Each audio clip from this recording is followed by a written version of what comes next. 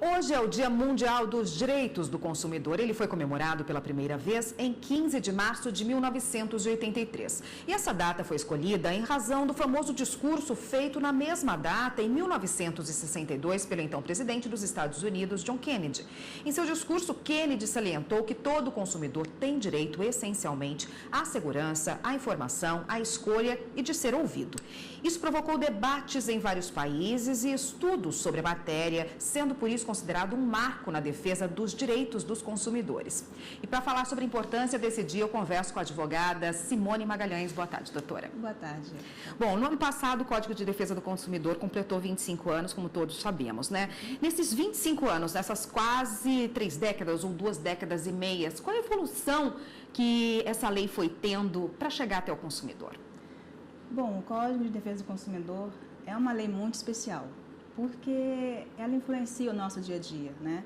Todos nós somos consumidores, durante todos os períodos do dia. Nós acordamos em casa, quando vamos escovar os dentes, abrimos a nossa torneira, nós já somos consumidores antes mesmo de sair de casa.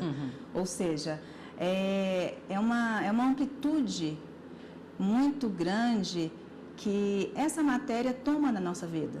Isso influencia o nosso cotidiano, isso influencia o nosso bem-estar, nossa segurança, nossa saúde, e é um grande prazer, uma comemoração, completar 25 anos.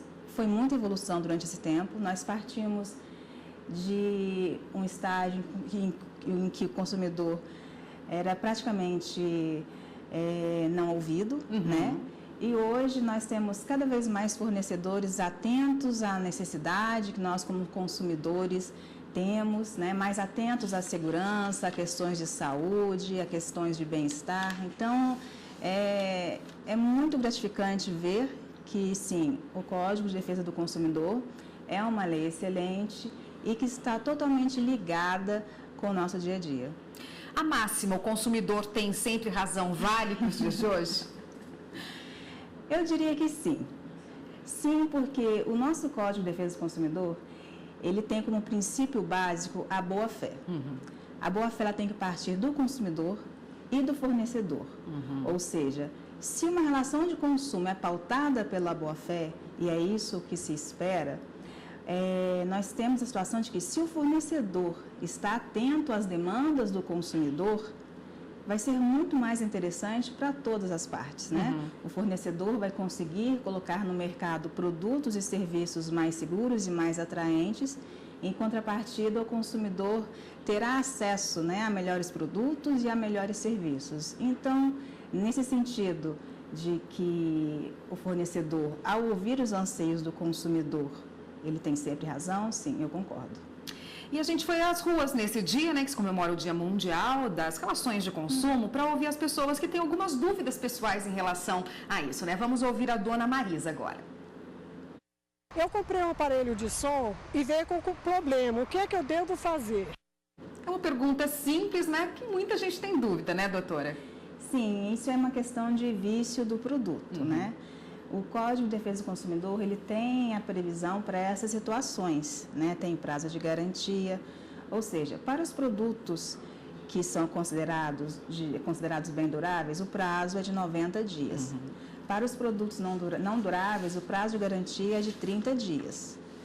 Porém, nós temos que observar que esses prazos, eles são para situações de fácil visualização, ou seja, no caso específico de um som, se a consumidora percebe que quando abriu a embalagem ele está riscado, ou o botão está um pouco frouxo, não está funcionando direito, isso é um vício de fácil constatação que está nesse prazo de 90 dias por ser um bem durável. Mas nós não podemos nos esquecer que existe uma questão muito importante que é o vício oculto. O vício oculto, ele é contado a partir do momento em que o vício aparece. Ou seja, nós temos que considerar o tipo de produto, qual seria uma vida útil mediana para ele, e se aquele vício que apareceu, independente de estar no prazo dos 90 dias ou não, se ele é esperado para aquele tipo de produto. Se ele não é esperado, Mesmo já ultrapassado o prazo de 90 dias, ele é caracterizado como um vício oculto. E o consumidor tem direito? Sim, tem direito ao reparo e o prazo só começa a ser contado quando o consumidor tem ciência desse vício. Vamos ouvir agora uma outra pergunta, a Tatiana. Eu contratei uma reforma, né, de um estofado e paguei pelo serviço, a pessoa sumiu, fechou a loja, eu não mais encontrei essa pessoa. E nesse caso, o que eu poderia estar fazendo? Um caso um pouquinho mais complicado da Tatiana, né, doutora? Sim, é um caso também relativo a vício, né? Nesse caso, o vício do serviço, ela contratou um serviço de estofamento para o sofá e provavelmente o serviço não ficou a contento, né? E a pessoa fechou a loja, não achou mais, né? Sim. Eu acho interessante nos dias de hoje que nós temos muitas ferramentas para conseguir encontrar, né? A internet é muito favorável a isso. Eu sugiro que faça buscas, né, na internet, já que ela provavelmente tem um recibo, tem o nome da pessoa, né? Entre no site do Tribunal de Justiça, verifique se existe já algum processo contra essa pessoa, porque provavelmente vai constar lá o endereço, né?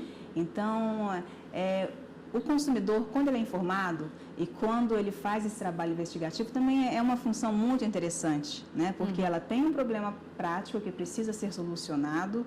Então, é interessante que ela consiga encontrar os meios de fazer isso. E essas buscas pela internet hoje facilitam muito a nossa vida. E ela poderia fazer um registro num órgão de defesa do consumidor, nesse caso também? Sim, ela pode fazer, sim, um registro no PROCON.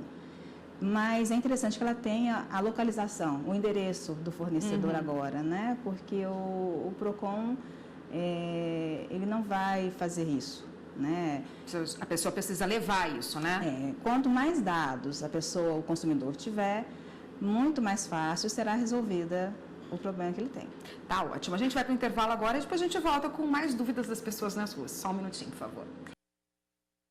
Aqui no estúdio nós voltamos a falar com a advogada Simone Magalhães, que conversa conosco hoje a respeito do Dia Mundial do Direito do Consumidor, né? Doutora, o consumidor, nesses 25 anos de Código de Defesa do Consumidor, de validade dele, de entrada em vigor, ele ficou mais consciente dos direitos que tem? Sim. A consciência e a educação, na verdade, são premissas do Código de Defesa do Consumidor, né? Por quê? Porque o consumidor, cada vez mais informado e mais educado para o consumo, contribui de forma muito eficiente para o desenvolvimento social. Porque o fornecedor ele vai estar sempre mais preocupado, mais atento em fornecer produtos e serviços de melhor qualidade, né? E isso facilita a vida de ambos. E impulsiona o mercado e o desenvolvimento social do nosso país. No que o Código poderia avançar ainda, se tornar, já que a lei é dinâmica, né? Se adapta à sociedade. No que ele poderia avançar hoje em dia? Bom, uma grande vantagem do nosso Código de Defesa do Consumidor é que ele é uma lei principiológica, ou seja, ele não ficou engessado no tempo. Ele já tem 25 anos, mas mesmo assim ele continua atual. Sim, precisa de alguns ajustes, algumas coisas poderiam ser melhoradas, com certeza, né? Mesmo porque há 25 anos nós não tínhamos situações que temos hoje. Preocupações, por exemplo, com superendividamento, né? Que, principalmente nessa época em que o Brasil passa, né? De desaceleração da economia, o superendividamento dos consumidores é uma preocupação muito grande.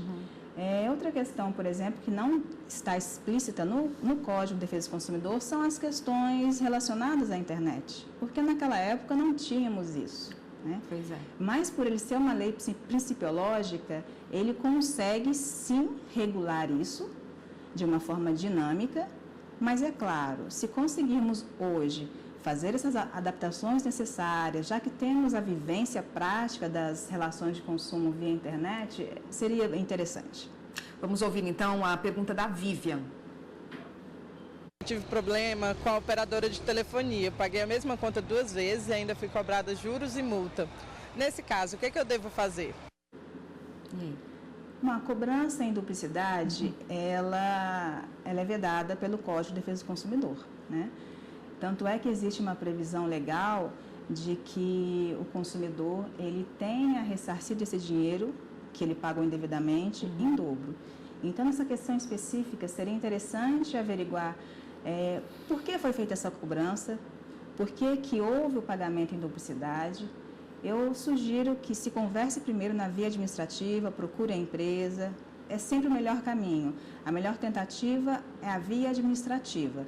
Procure o fornecedor, converse com ele, exponha ao seu lado os problemas que aquela situação está causando para o consumidor e somente após a falência dessa tentativa, sim, vá procurar PROCON ou judiciário para realmente efetivar um direito que ele tem, se não tiver conseguido pela via administrativa.